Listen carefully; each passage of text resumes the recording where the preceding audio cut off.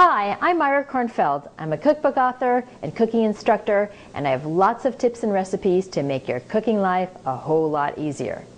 Today, I'm going to make a real nutrient-dense broth. Now, there's a South American proverb that says, "Good broth will resurrect the dead." Maybe that's a bit of an exaggeration, but the truth is that stocks that are made from bones, bone broths, have amazing healing properties. And what's more, they make your food taste wonderful. The difference is in the gelatin. That's what sets bone broths aside from just an okay broth.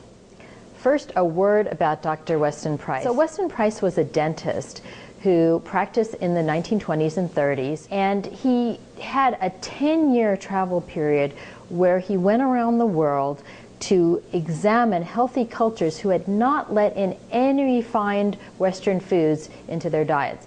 By healthy, they were not only free of disease, but they were completely free of dental decay, free of crooked teeth, and he set out to understand how they achieved this vibrant health. So he went to remote areas of the planet. He actually examined over a dozen cultures where even though the diets were diverse, each one was rich in fat-soluble vitamins and minerals as well. So he wrote a tome based on his travels called Nutrition and Physical Degeneration. So wherever he went, there was some sort of soup or stew based on fish, chicken, or meat broth. Now today we're focusing on chicken broth. There are lots of ways you can make a good chicken broth and to get all that gelatin, and I'm going to show you one of my favorites, but we'll talk about different ones. So I'm starting here. I've got a carcass, okay, and I have here the one very important element, and this is the feet. There is so much gelatin in the feet. It's really in the joints where the gelatin is stored. So I have here feet. I'm adding 3, but 2 to any stock is what's good. I'm also adding some necks. These are great. And I have here the carcass of a cooked chicken, so that's fine as well.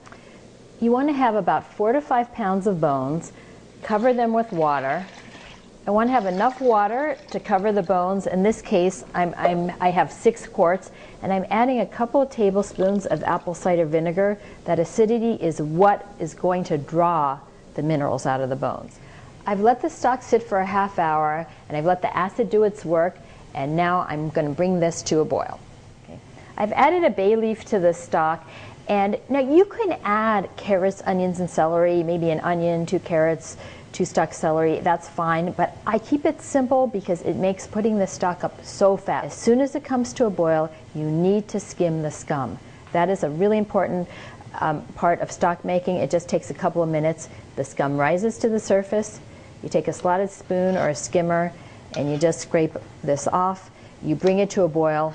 Then we're going to turn the stock down and simmer it at a very low heat. There's barely any bubbles breaking, but you see some movement under the surface.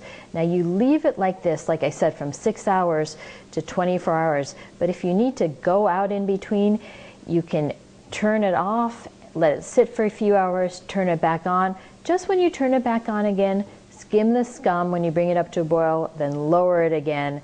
Now I let this stock go for about 12 to 18 hours. That's my favorite. I let it go overnight. I put a lid on it. It's perfectly safe. And then in the morning, I just strain it through a sieve into a bowl.